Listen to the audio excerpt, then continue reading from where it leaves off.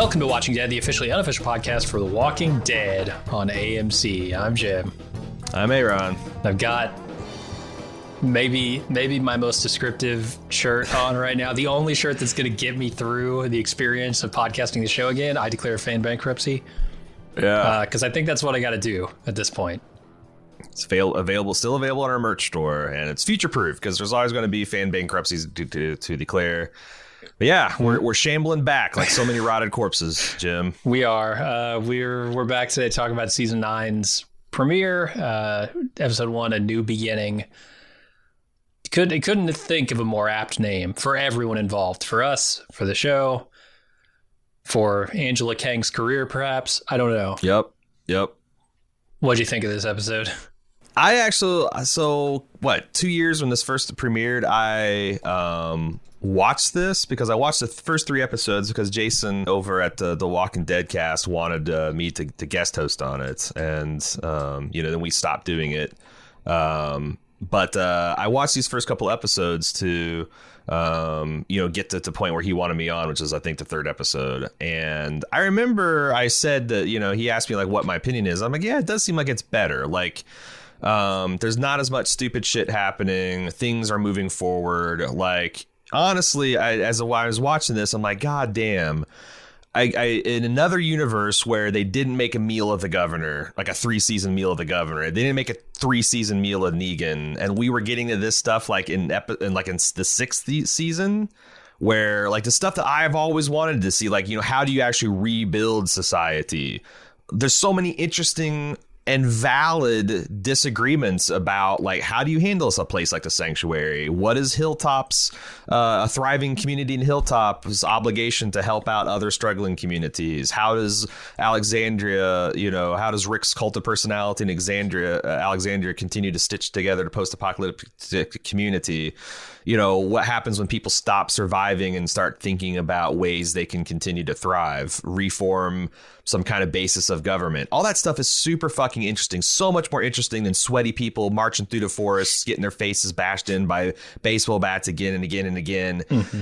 If they had gone that way in the show, I don't know that we'd ever stop covering it. So it's like, it was kind of bittersweet to see like, damn, this thing's finally morphed into the show that I wanted it to be, and we stopped covering it. And, 2 years distance, I was surprised at how much affection I had for like the characters. And there's just enough goofy Walking Dead. Like, I don't know about that set piece of like pushing a 300-year-old wagon across a glass ceiling because their blacksmiths can't make an axle. I was gonna say it's not the scene that bothered me. It's the whole concept of it. But yeah, we'll get there. Sure. Yeah, but I mean, like, but even then, so that's like the dangling Glen over a well zombie. But the purpose of them actually being there, getting the seed bank, was actually really smart. And like, using libraries and museums to kind of like, figure out how to do some of this stuff. If you don't, have a working copy of something that you can copy, like that stuff seems sound and smart. And I liked it. I liked seeing these characters that I'd known so well, being able to do kind of smart things and work together. It was kind of a treat, honestly. Mostly positive on the balance. What do you think, Jim? Oh, I fired up the episode and I hit pause because I wasn't quite ready to start taking my notes yet. Uh-huh. Mentally, emotionally, all of it. Right. Had to really brace yourself. I did. And I looked down the bottom right corner and I saw it was 58 minutes long. And I thought, oh shit, that's without commercial breaks. And my heart just sank. And I thought, oh, God, what am I in for? And winning me over was always going to be an uphill battle. But I think they mostly did it. Like you, I don't have any huge objections to this episode. And I think actually it's setting up a lot of what you mentioned as really interesting tension between the communities. All that stuff with Maggie and Gregory, I thought was, maybe... It's tough to build anything firm off the shaky legacy and foundation of this show, but it seems to me that they have salvaged the little bits that at least I remember, being somewhat fond of in this show. And sure. They're taking those and they're starting to construct a different show, perhaps. one that is more reliant on interactions between people being not just completely ridiculous characters, although they fall into some of the same tropes. Like a kid is introduced. We've always complained about this show not giving characters any due until the episode that they're killed. Right. And this show introduced, as best I remember, so I will say my memory of this show is very spotty. I haven't thought about this show for even half a second in 2 years. So forgive me if this kid is like a major player in season 8 and I just don't remember him. But this kid who dies, it is just like a character, as far as I'm aware, that's invented for this episode and murdered this episode and is just used as, fodder for these other characters. And I guess that's fine, but they linger so long, and they kind of rely on the emotional impact of that to make you understand, okay, there is a huge divide forming between people in these communities. And it would have been more effective if that character was somebody that we loved. But I think on the whole, they did a pretty good job, because it's, a generally sympathetic thing, right? Or empathetic at the very least, where this family lost their kid. Of course, they're going to be sad about it. Of course, they might take their anger out on the people who they see responsible for it. A lot of good stuff there. And it's also kind of, I thought, surprisingly resonant, some of that stuff. There's a little echoes of like the essential worker concept. Okay. This we didn't have to put him out there to die, but he's an essential worker. But that's kind of had some fresh relevancy because of all this COVID-19 bullshit. Yeah. That's the thing. It's like I agree. Throwing Kin, the apprentice blacksmith, in here, like maybe if they even went with Boston Rob, it's like I knew him from his philosophical debates in his prison cell, right? That guy. But then again, he doesn't have parents, and they needed parents, and they hadn't established parents. A better show would have 2 or 3 seasons ago started establishing him as a minor character that we cared about. Yeah, they didn't. And I can't really blame anybody for that, because the people who are to blame for that have left the show, right? Have moved on to destroy other parts of the Walking Dead franchise. Yeah, they killed Fear the Walking Dead. Yeah, right. So yeah, I don't blame them too much for that. They had to work with what they've had to work with. Yeah, but given all that, I thought it was a pretty valiant try. It is. There's still a lot of bullshit that we'll talk about. Oh, yeah. That's real silly, but maybe we should get to that. Let's do it. All right. We start off with a tour of Alexandria and the sanctuary. We see a lot of the infrastructure they're building with solar panels and windmills and crops, bad crops, dying corn. But you can at least use that for fuel. You could probably use it for some booze. I don't know. We see short hair Rick. We see Judith getting older. Michonne being a mom.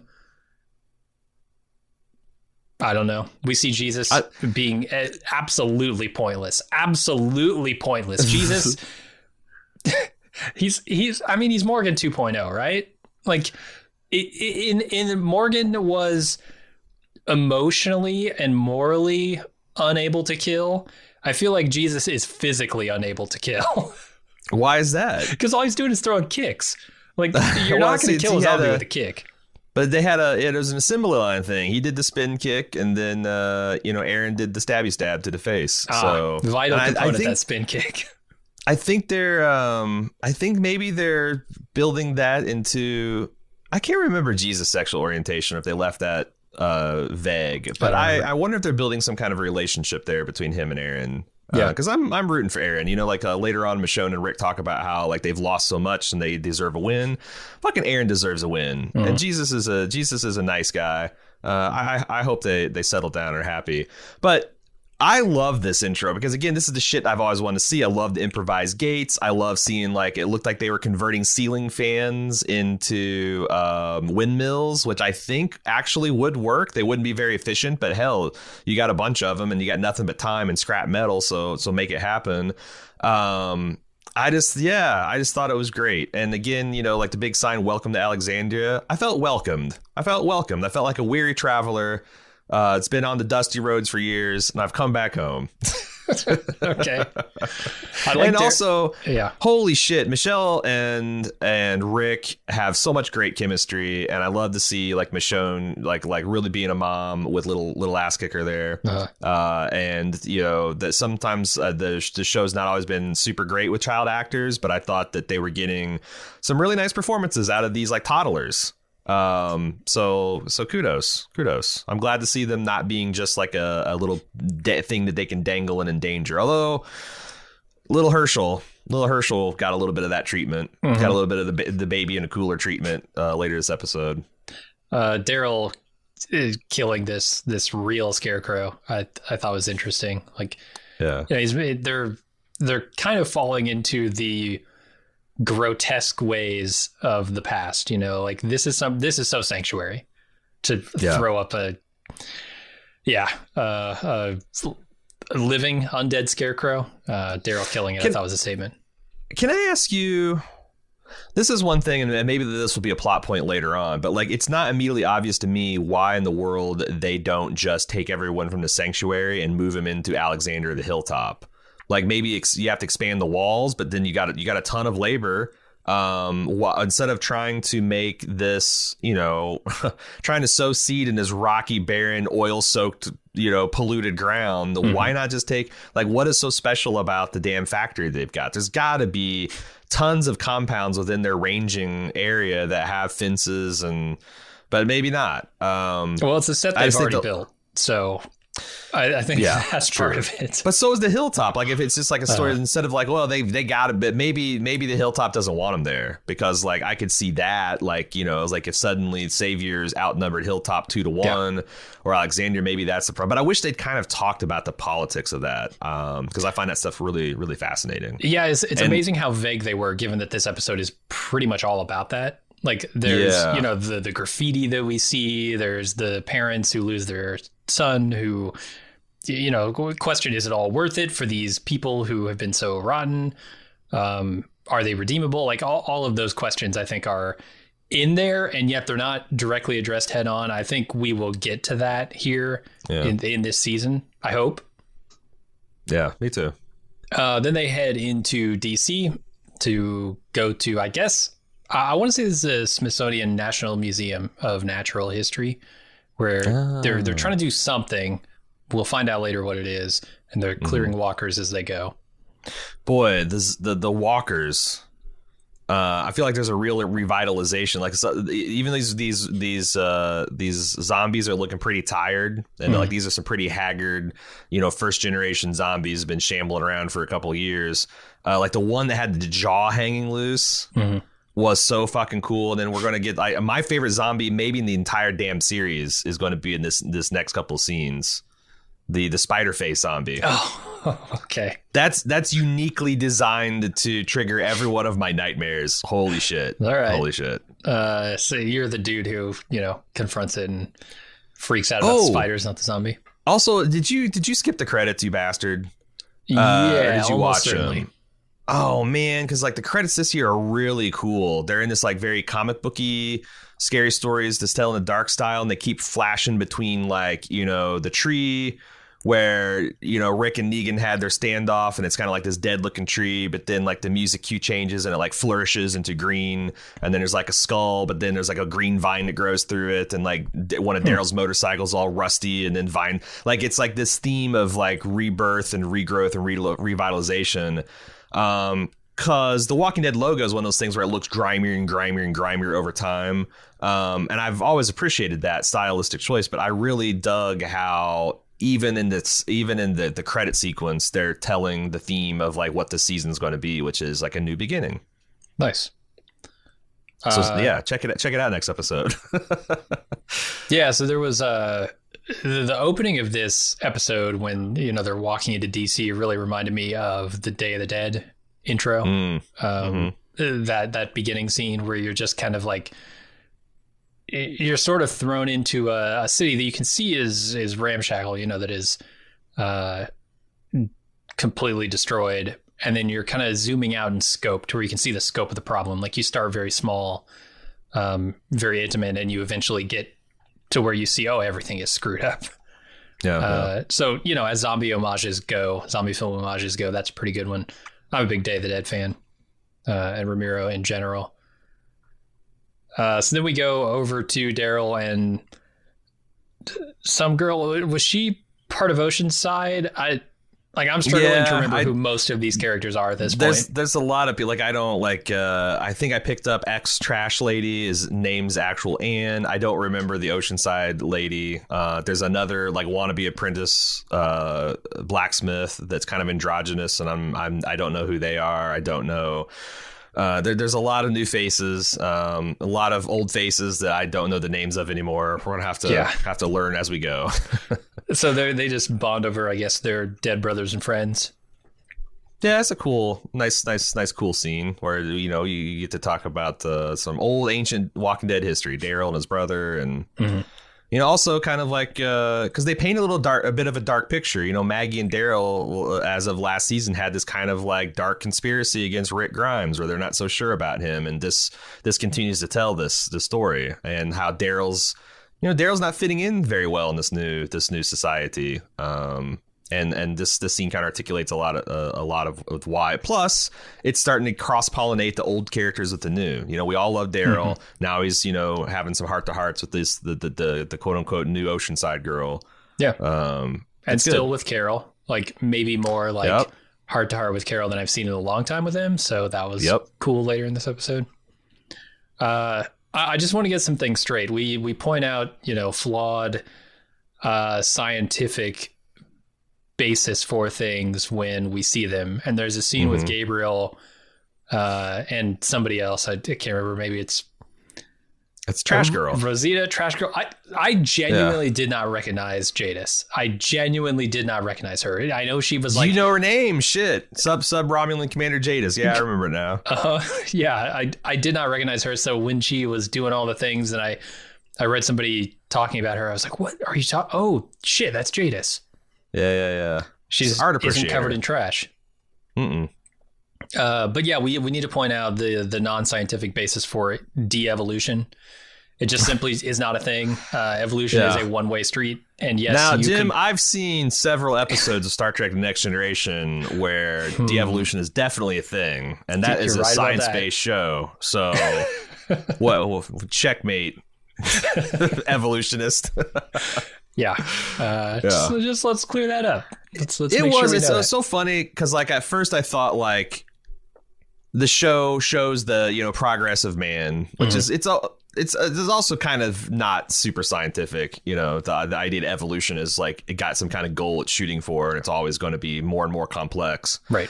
And then you had the zombie coming in and walking backwards, and I'm like, that's actually a pretty clever fucking commentary. And then Gabriel comes in and kills it and murders it, and it gets propped up at the end of the exhibit and I'm like, oh man, they're gonna fucking really bang it home. But then the two characters having that kind of cute back and forth, and remembering that Jadis was kind of at all else a modern art fan. I thought it won me back over to thinking it was cute again. And Jadis also had a bit of a de-evolution herself, if you want to call it that. She went from upstanding citizen to trash person. Yeah. So she might again be intimately familiar with evolution. So they find what they're looking for, seeds, with the help of Jadis, I guess. I'm disappointed to see that it's all sorghum and barley, though, because they already have so much of it. It's heirloom sorghum, though. Oh, it's true. The fuck is heirloom? What is an heirloom tomato? So what does that even mean? Just means it's not been modified. It's not been crossbred with other things, and it's not been genetically modified. So it's shittier.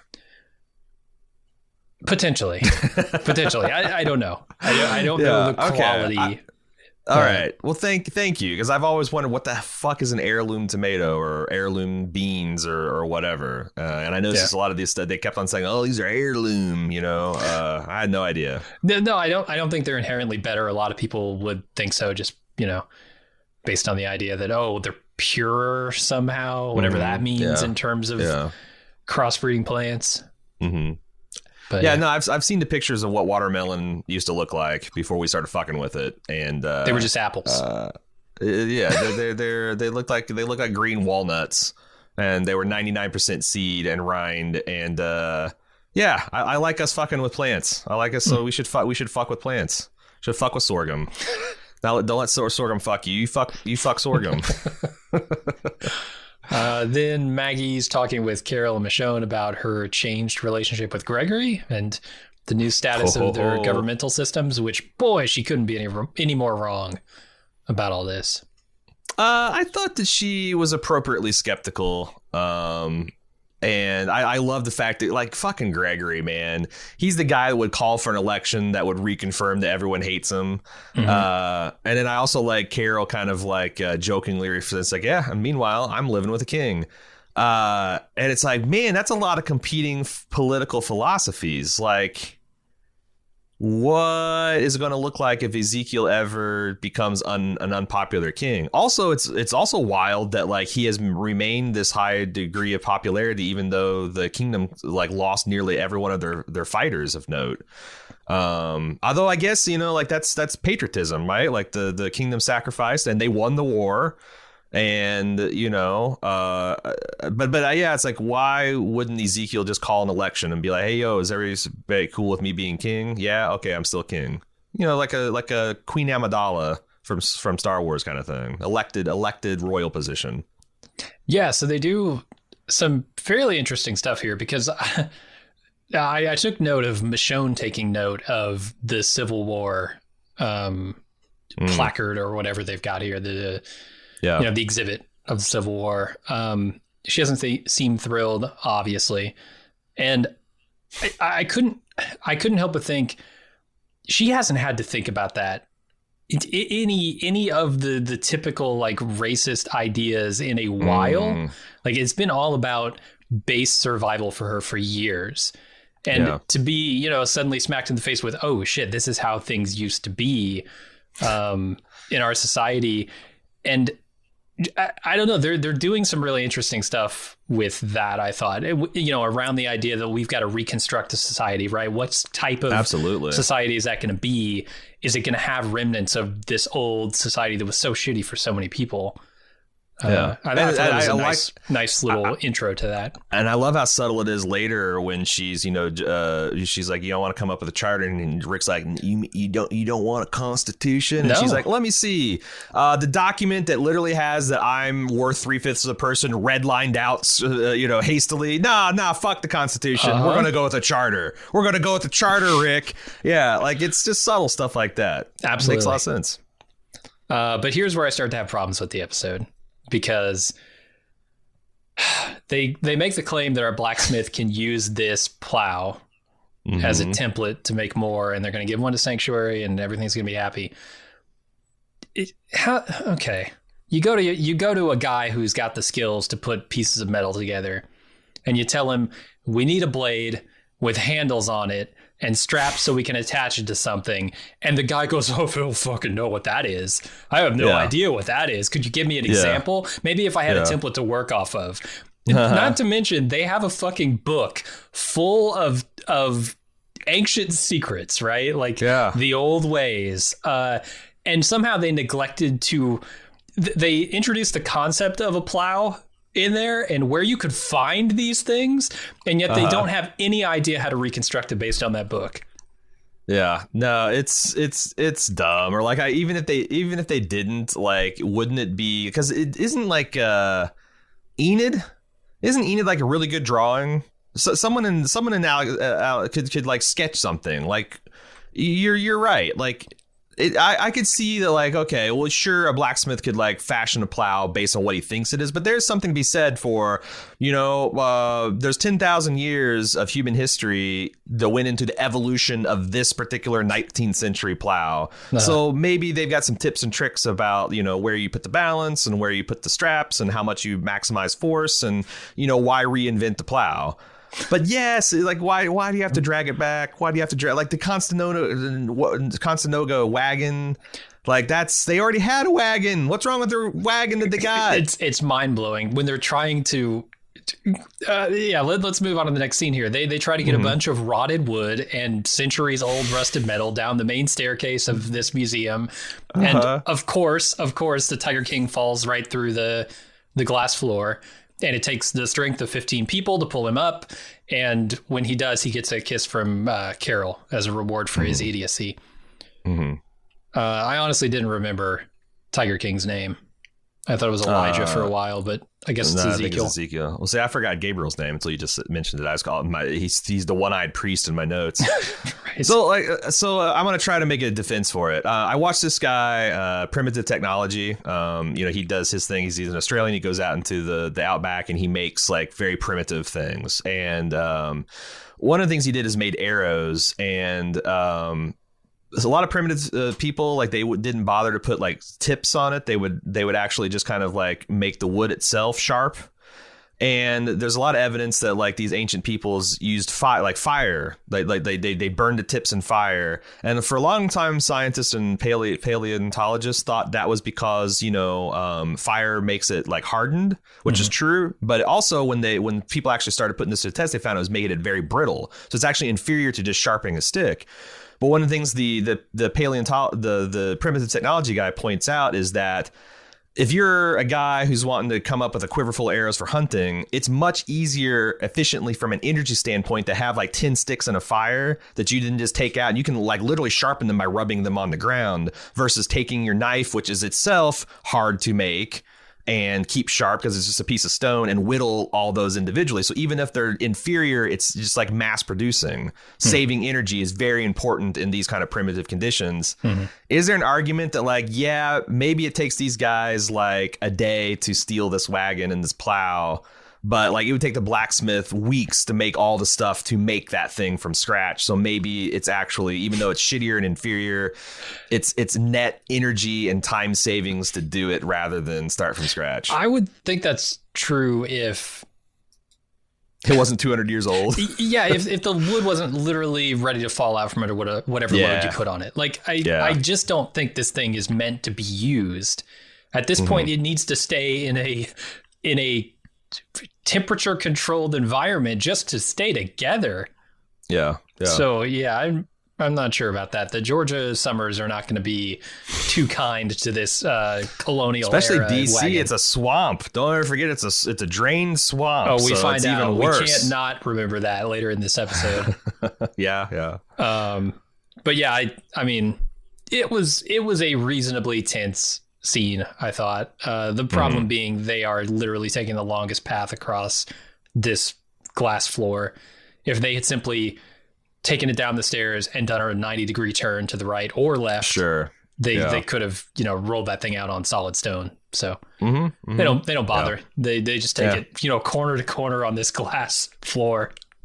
They got it every season. They got to dangle someone above zombies. It's tradition. It's true. Ezekiel got it this year. So let's move on to the journey home. Some kids mumbling about somebody not liking them. I honestly, A, couldn't understand what they were saying, but B, didn't know who any of these people were or who they were talking about. So this scene didn't really work for me. They were talking about the blacksmith, which they have established at Hilltop. He's not been a big character, but that's the one who... I don't really know him though.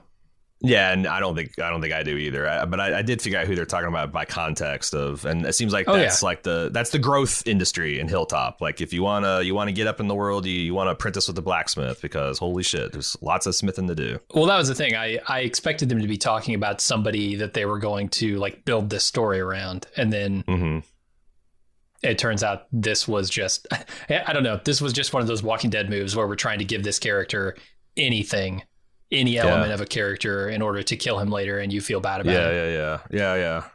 And then Tiger King proposes to Carol, who tells him it's a bad time to ask. Tiger King's got zero chill, but I guess he's the Tiger King. That kind of comes as a territory, as we found out by the documentary. Like the Tiger Kings are just a bad idea. They're unelected. They're unaccountable. They get up to bad shit, and they get real cranky when they lose their tiger. They sure do. Speaking of bad shit, Daryl's war bike with like the built-in spear holder, I think is so fucking cool. Like, I like the idea of Daryl like tinkering. I was like, I got to get what's the optimum angle to hold a spear, so it's quick on the draw, and I can. It's really cool. I love him as this like post-apocalyptic cavalry. It's very, very cool. Yeah, and he is clearly the scout going ahead, make sure the path is clear, and. It's his natural role. Somebody else is doing it with him. I can't remember who it was, though. Yeah. Was it Rosita? Maybe. Maybe. Is Rosita still? Yeah, she is still around. I think she's still around. She wasn't really in this episode, was she? I thought she was. Like for a couple seconds? Yeah. Because this thing is, I have no idea where everyone's living. I know Maggie's at Hilltop, Rick and Michonne is at Alexandria, and Daryl is at Sanctuary. The Sanctuary, but not happy about it. And Carol is, but everyone seems like they're in transition. And all the minor characters, I'm not sure like where Rosita. Eugene seems like he's like the factory foreman at the Sanctuary, but I'm not clear where all the like the B tier players are at. But we'll figure it out as we go. All right, so the bridge is out thanks to a giant herd that came through. They figure out an alternate route and they split the party. But there's another problem. The horses are tired from pulling the wagon through the mud. So they send the horses away and they do the jobs themselves. They're menaced by a small herd as they pack up their gear and forced to abandon their spoils. One of the kids we never got to know gets eaten by walkers, and the characters care, but we don't. So zombies destroying a bridge. Like, how many dudes do you think you could get on a bridge that's probably designed? But it is so. I don't know why they made it the fact that the fucking zombie horde or herd destroyed it, because like, I think they wanted to set up stakes for like why the wagon might be vulnerable. But I believe a herd of zombies can absolutely rip up a wagon. But they do point out something that like these works of engineering don't last forever. Yeah. And they're designed to be maintained. And like, if you got a bunch of storms, like I believe that a storm could wash a bridge out, especially if it was towards the end of its service life. And, we're a couple years into apocalypse. There's been no maintenance at all done in these things. That is really cool. That's because like they're going to have to start maintaining shit, not just like food and stuff, but like they're going to have to start maintaining infrastructure as far as how they can get to their back and forth to their outposts and whatnot. And that's a really cool idea. Shaky that a zombie herd would do it, but well, I'm just waiting for later in the season when they decide, okay, we got to rebuild this bridge. And they have a 2-for-1 opportunity here. In that episode, they're going to set up a character who doesn't know how to swim. And that character is going to get dangled over the edge of the bridge while the zombies are attacking the people who are building the bridge again. And that character is going to go in the water. That character is going to die. And some other character is going to have to like jump in, save them. They're going to get flushed away and they're never going to be seen again. It's going to be a Heath situation. They're going to be waving a key card as they right. Remember the key card. Yeah, man, we're gonna eat massive crow, and when 907 Heath comes bopping up with that key card, and it's gonna be the key to the future. Too late, man. They're so far past that key card. Nah, Angela, she's seen all the episodes. She's gonna bring it back. She remembers Heath. I just can't imagine what a key card would do for anybody at this point, but yeah. Who knows? What do you think of Daryl's double knife zombie style fighting? I thought that was kind of cool. Mm-hmm. Yeah, I mean, Daryl's the action hero. Wildcat style. It's good stuff. Yeah, gonna get the zombies. I appreciated the nostril close up in this shot. Just shoot right up the nose. That's what I like to see. Especially as the character's dying, it's their final moment, and all I can think is, God, they're shooting right up that poor kid's nose. That's what you want. And I agree with you. I didn't give a shit about Ken and his death, but I really liked the other characters getting to like take that moment, because that tells in storytelling that unlike previous seasons, like death has become a moment again. Like they've gotten so good at surviving and kind of thriving that like it's not an everyday occurrence that someone dies anymore. And now this character, and it's like a real blow. And man, I wish some of the other characters from previous seasons had gotten this kind of moment. Like a Denise or somebody, somebody. A couple people along the way we lost. Maybe didn't get a lot of fanfare. Yeah, I mean they're going to undermine that by putting people in peril at every turn. Like, in this episode, no fewer than 3 people were threatened with death. And I feel like that's an every episode occurrence. And so it's kind of hard to like forget the idea that, oh, we could actually be in danger here when every week 3 people are in danger. Yeah. But I think that's also something that like, I get the opinion that like in the last year or so, things have been peaceful. Like they had some really cool ideas. Like they had a walkie-talkie repeater station, so it's like they could actually do long distance communication and stuff. And that got, but now these things are all threatened. The bridges are out. The took out the walkie-talkie. They're back to more survival mode. So like it's pretty efficient storytelling to show that these characters have gotten comfortable. But now Walking Dead started again. So yes, several people are going to be threatened every week. And here's the logical reasons why the change has occurred. Right. It's more than I expect from this show, for sure. All right. Then Maggie has to tell the parents of the dead kid what happened. And the dad's just sad, but the mom's pissed. And she speaks her mind about her kid dying and the saviors eating their food. Mm-hmm. Brett Butler. I was going to say, in my notes, I have, who is this woman? I recognize her. That makes sense. She was had a pretty notable appearance in season 2 of Leftovers. Right, she did, yeah. Didn't she? She's the one that put old Christopher Eccleston naked up on the RV, or was part of that whole plot. It's nice to see her. Nice to see her getting some cool work in the late stage of her career. Yeah, middle stage. I don't know. Probably late. She's had a hard life. That's what I'm saying. She's put a lot of miles on the tires. Gotcha. Perfect for the zombie apocalypse show. All right, the kid's funeral begins with a song, and that's the only part of it we see right now. Boston Rob gets to do some yodeling, yeah. So they're traveling hundreds of miles. I don't know if it's hundreds of miles. They're going into DC, risking life and limb to get a whole bunch of rotted wood and rusting metal. Can we really be affording burying people in coffins? Can we not just like dig graves for these people and put them in the ground? Where do you think they got the wood? That was all that rotten wagon wood. I'm saying, like, you got a community over here who can't grow shit because the ground's so terrible. Maybe put a couple bodies in the ground, get some compost and some nutrients back in that soil instead of like preserving them underground in boxes when they could use the wood. I've always thought that's one of the things I've always wanted to see, because I think that this zombie apocalypse would change burial customs for sure. Mm-hmm. You know, and traditions and stuff. But I don't know, maybe it's an idea that they're trying to hold on to the old ways, or maybe Gregory did a collection for it because, you know, this seems like a naked political move on his part. I mean, you could definitely hold on to the old ways. Like, I'm not opposed to having a funeral. I'm not opposed to like burying the bodies, because people get very sentimental about that, and I understand. Mm-hmm. But do we need to put them in wood caskets? Yeah. Like thick. I mean, these are like 2x4s they're using for this kid. Oh, yeah. Yeah. It's a sturdy casket. So then Rick goes to the sanctuary and is greeted mostly with open arms, except for the rebel graffiti on the wall in support of Negan's ethos. Yeah, the savior. So the savior civilians, do you think there's a little bit of like, they've been in a cult of personality so long that they're just ready to start a new cult of personality? Like, you know, Rick is this new savior.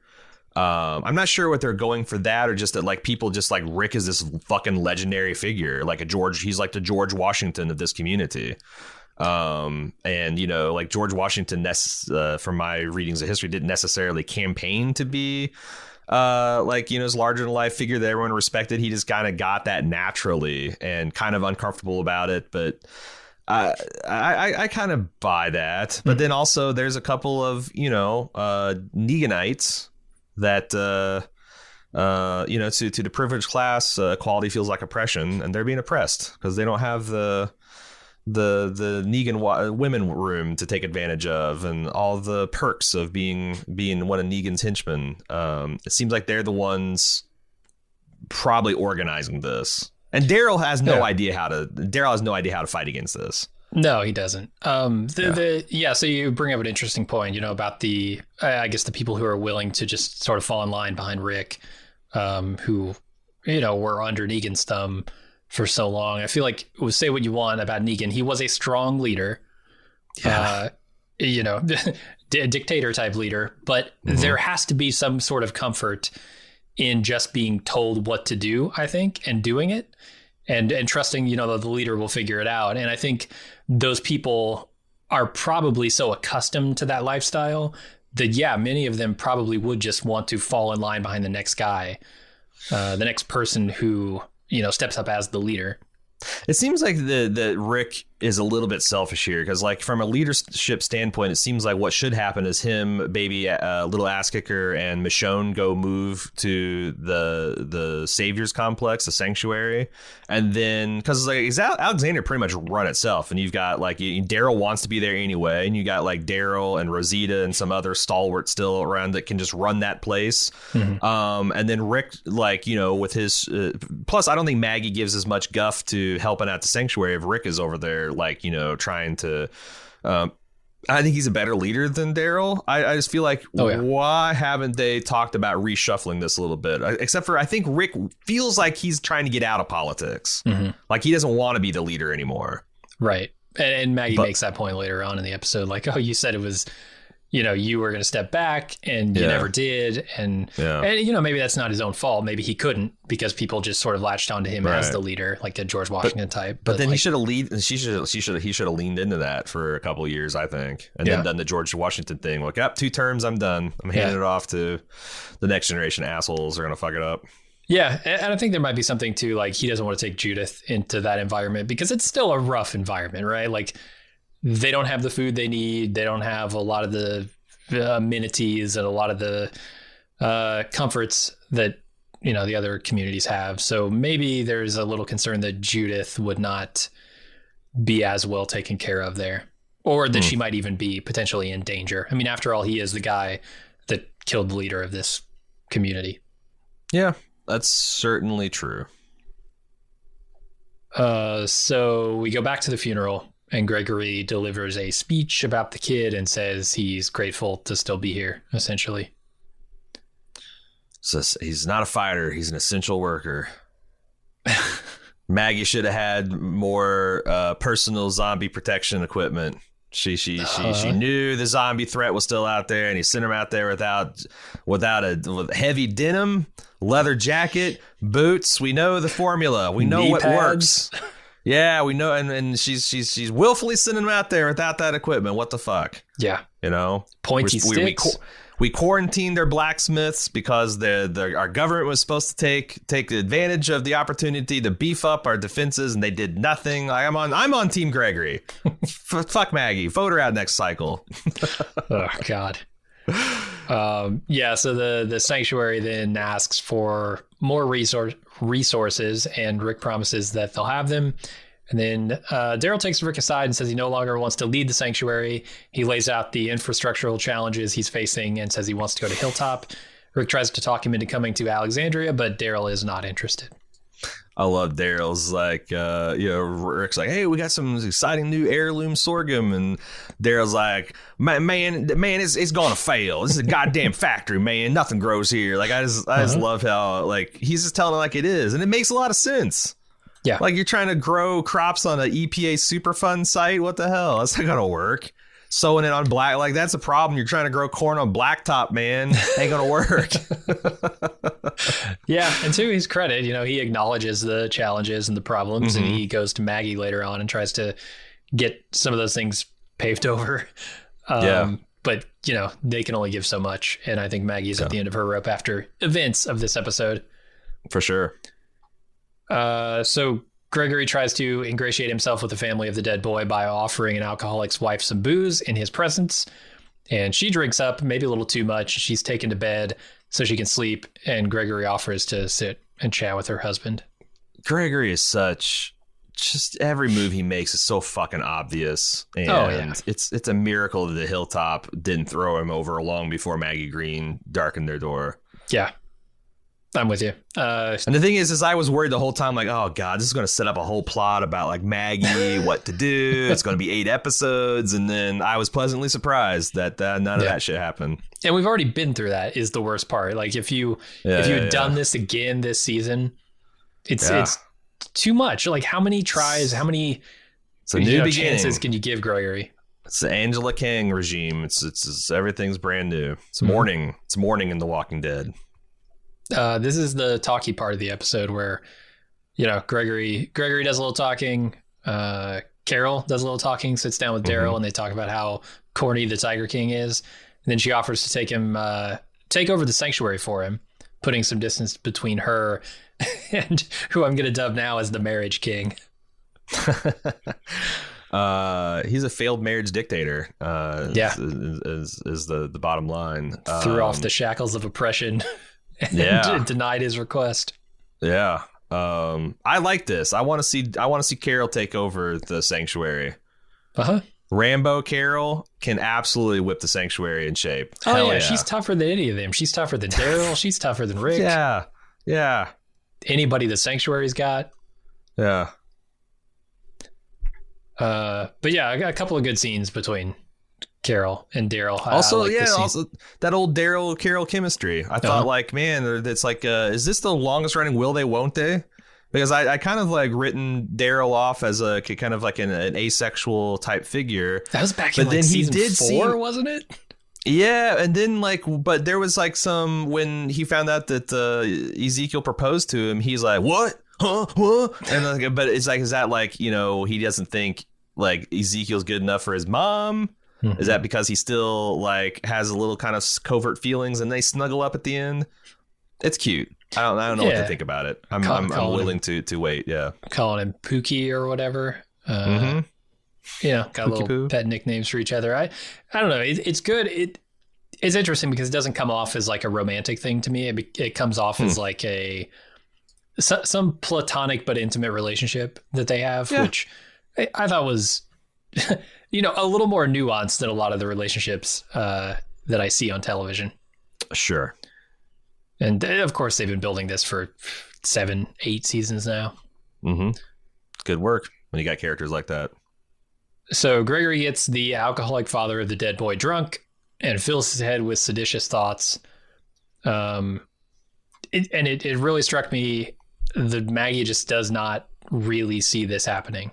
And I don't know why. What, after all the shit that happened, what was it, last season with Gregory? Is season 8?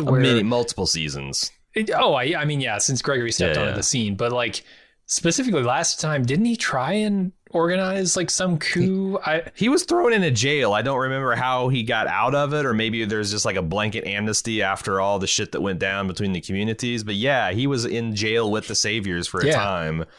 And I don't know. But like, you know, that couple was angry at Maggie and she was giving them their space, and Gregory, like, she kind of like is trying to see if he can turn a new leaf. But why? That's the biggest question, is why does she keep giving Gregory chances? Like, just banish him. We've got a precedent of banishment in this show. Just banish him to the wilderness and be dead in he wouldn't. A freaking hour. He'd just stay outside the walls, front gates, crying is what the problem would be. Yeah, and then he'd attract all the zombies. I guess you'd have a problem with your walls. But I don't know. Like I said, it's interesting. Some of these lines, like, you know, I'm angry to see people's lives being treated as the price of doing someone else's business. Yeah. Interesting. All right. Then we go to another talkie scene, this time in bed, with Michonne asking Rick if he thinks they did the right thing by keeping Negan alive. She proposes that they develop an agreement between all the communities, and Rick agrees. This agreement she does not want to call a constitution. And I don't blame her. They need the charter, which I'm excited. I can't wait to see. Like, it's an interesting preamble. This is what we believe. This is how we treat each other. This is what happens when we don't. I'd love to see how these guys remake a judicial code from scratch.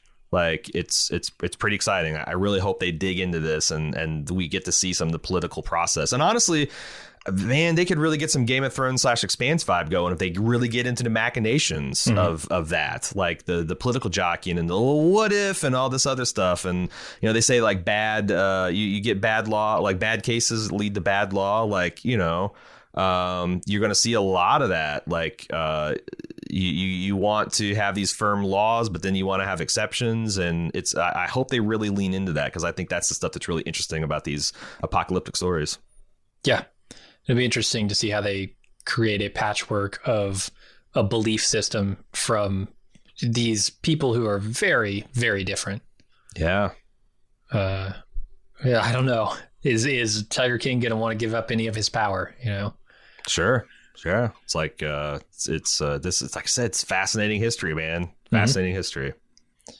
And a good scene. I mean, Rick and Michonne have always been, if not the best couple on this show, a very close second. I don't know what you would call Carol and Daryl, but they've had some really good chemistry and stuff. Yeah, so. Maggie and Glenn started off right, but then they did so much stupid shit in the middle seasons that I kind of was off that before Glenn got his brains bashed in. But yeah. Rick and Michonne have been consistently good. Apex couple, power couple. Yep. All right, Gregory and Maggie happen on each other in the night, and Gregory, well, kind of. I feel like Gregory. Maggie pushing a stroller through 2-foot high grass when there's a path 6 feet away from her. I'm like, what the hell? You trying to get chiggers? You trying to get chiggers, Maggie? Because that's how you get chiggers. Your ankles are going to be red and inflamed. Little Herschel's going to be scratching and crying. What the hell? Why are you trying to beat the bush through here? I don't know. Use the sidewalks, damn it. Maybe she's looking for a change of scenery. She's used the sidewalk for a long time. Yeah, she's looking for those snakes in the grass, and she found one. She sure did. One jumped right up. Yep. Yeah, so Gregory says someone defaced Glenn's grave, which, of course, Maggie then hurries off to get a look and finds someone waiting to attack her. What a shitheel. Oh, yeah. A couple other community members step in to help her, and Edith gets busted up. Like, she falls and cracks her skull, ends up in a wheelchair by the end of this episode. Stage 3 concussion, right? Yeah. Yeah. Then Maggie goes to Gregory and accuses him of trying to have her killed. So he tries to defend himself, with a knife, but Maggie takes it away, refuses to kill him with it. I love her line delivery of he's like, I built this place. She's like, you can't even murder a person, right? And then and you're too chicken shit to do yourself. And when he finally does, because I'm like, when he pulled the knife, I'm like, there's no way he takes out Maggie Green. She's just going to whip his ass. And she did. It was great. It was great. And I like that she doesn't kill him here because the public, you could see an execution in the dark all alone. Oh, yeah. Being a fitting way for Gregory to go, but B, being very divisive in the community. Like you did this under the cloak of night. You didn't tell anyone. Why did it happen? Are we to believe you when you tell us why it happened? The grieving parents are central figures in this drama. And what are they going to say? Like, no, Maggie's fucking smart. Herschel did not raise a fool before the apocalypse. After the apocalypse, she's shining like a gem. Mm-hmm. I like Maggie. So then Carol says goodbye to the Tiger King. Should have beefed up the PPZE, but Yeah, right. But Carol says goodbye to the Tiger King as she leaves for the sanctuary. And it seems he's okay with moving at her speed. Which it seems like he's always been okay with that. Yeah, except for when he decides he wants to move in with her and propose marriage. And, it's like, that's one reason she's running away, dude. Because you won't fucking... she asked you one thing, don't propose marriage to me. And you did it. You did it. And especially under a life and death circumstance. It seems like... it's like someone says, hey, I don't ever want a surprise birthday party, especially if I were to survive stage 4 breast cancer and just get out of chemo. And then you pop the question to him right as they get out of the cancer ward. It's like, yeah, I just told you not to do that. Come on, Ezekiel. Yeah, everybody's taking it with remarkably good humor, though. Like, I don't know how to feel about it because Carol doesn't seem overly bothered by the proposal, right? It's like, she doesn't get angry about it. She's just like, yeah. We talked about this. It's not going to happen right now. But, it's super cute when he calls her Lady Carol. I fucking love it. It's so good. It's so stupid, but so good too. Oh yeah. And she kind of she sees it too. Like she rolls her eyes, but also it's like she kind of likes being called Lady Carol. So Daryl's escorted to the hilltop by Rick and Michonne, who find Maggie waiting for them with a few cuts and bruises. They don't really discuss what happened, which I assume means Rick doesn't know what happened there. Oh, unless they discussed it off screen. Well, so Rick came there as with an agenda, and I don't think but she has got a busted up face. I think you're supposed to understand that when she gives you said you'd soon be following me. That didn't happen because I wasn't one to follow, but now that changes now. You're supposed to believe that she then tells him, hey, this is the way it's going to be on the hilltop. But it doesn't make sense that Rick would just kind of go up, bounce, little Herschel on his knee and just say nothing about her face being busted up and the cut on her face and all that kind of stuff. Yeah. But, which makes me think maybe they talked about it over the walkie or something. Like Rick already knew about it coming to this place. And I don't really need them to belabor that. Like we know, and Rick knows, and he's there at the execution. So I guess I just wish it was clearer whether or not Rick did know. But yeah, he plays with Herschel and asks her to visit Alexandria, and she refuses and asks what else he came here for. So Rick asks her for help fixing the bridge. She offers. Well, she doesn't refuse. She says, "Yeah, but they need to supply all the labor and fuel." That seems fair. So she initially refuses, and then Rick is like, "Right. You know, we need help fixing the bridge." And then this is when Maggie sort of like realizes that she is going to use the leverage she's had all along to get something, and stop being, you know, what Rick describes as generous. She's officially over being generous, specifically with Negan's people. Yeah, and I think that's entirely fair. Like, if they provide, like, you know, we'll provide all the material and the food, but they need to do all the manpower. And that give seems us all like their a pretty fuel. What? Yeah. What the fuck do they need? Like, you know what? That seems, again, that seems fair. I don't know what the situation on the ground, but, like, you know, why do they need corn fuel more? Like, I don't know. Like, if all they're producing is shit that's only fit for corn or for oil, and the Hilltop's got food and blacksmithing and labor, and, like, yeah, why doesn't the Sanctuary provide the one thing they have, which is surplus labor? It looks like there are a lot of people sitting around eating, put in the work. Mm-hmm. Yeah, I wonder how far down like a class divide road they're going to go with this stuff. I don't know if they'll get there this season, but certainly you could see, like, okay, well, the Hilltop has all of the food wealth, has a lot of the skills wealth, and then you look at, you know, the Sanctuary, who has like the manufacturing capabilities, and how are those elements of a functioning society going to mesh together? Who gets to benefit from that? Like, so many interesting questions they're setting up here. So much more interesting than them sweaty running through woods, man. Because you got the politics, like, you got judicial system, economics. Yeah, like economics. Like, you know, is a bushel of tomatoes worth a gallon of ethanol? Fair question. How is 100 hours of manual labor worth, like, you know, a wagon full of beef? Like, that's that's one of the things we invented markets to kind of adjudicate. Are they going to have some kind of functional market? Is Maggie Green going to be like a Wall Street shark? Yeah, she gets a black shot, manipulating the price of sorghum. Yeah, she gets a blackboard that has, you know, shares of sorghum and shares of pig iron, and she's going to be erasing them at night and jacking them. What the hell? yeah, man, can't wait. Sorghum's really down this week, but rotted wagon wheels, they're way up. Yeah, the blacksmith feels like Maggie wants a monocle. We need to go back to the museum and get plans for a monocle, because Maggie needs one, and a top hat, apparently. If anybody's going to get a monocle, it's going to be Gabriel, right? Over his bad eye. It gives me an air of sophistication. What can I say? Yeah. So then Maggie has Gregory hanged in front of several children. Accidentally. Yeah. Fuck, Michonne's going to stop it. Oh my God. Also, like, has Lori risen from the grave and babysitting these children? Oh, like, yeah. Did every adult come out to see this execution? Did no one stay and watch the children in a post-apocalyptic zombie-infested world? What the fuck? Children sneak out. It's what they do. Gabriel needs to come and banish the ghost of Lori. Like, he needs to sling some holy water, you know, power Christ, whatever it takes, because this can't stand. Yeah. I'm not going to be having 6-year-olds wandering out in a zombie apocalypse. Get a fucking babysitter. Absolutely.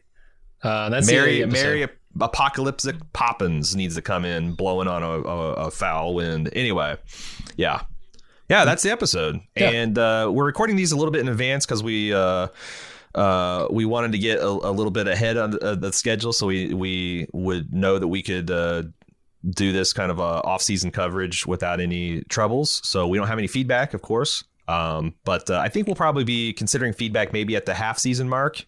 We can just do like open up the mailbag and check it out. So if you want to send that in, it's walkingdead@baldmove.com. And at the very least, we're going to be doing, you know, feedback when we get to the season 11 coverage. I guess, are we going to start with the season 10 finale that hasn't aired yet? I don't know if you guys are aware of this, but we're recording this during our own mini apocalypse here. Yeah. I've got my full on apocalypse hair going. Me too. I don't know what the plan is for our coverage. We haven't really talked about that finale of season 10 yet. Well, our plan is we're going to do season 9, and then we're going to see how it goes. And then we'll come up with a plan for season 10. We'll see how that goes. And then I don't think... Are you committing to season 11 coverage? I mean, I don't know that I can commit to that because it's 2 seasons out, but like that's going to be the next thing that's airing that's current for people listening to this. So like, yeah.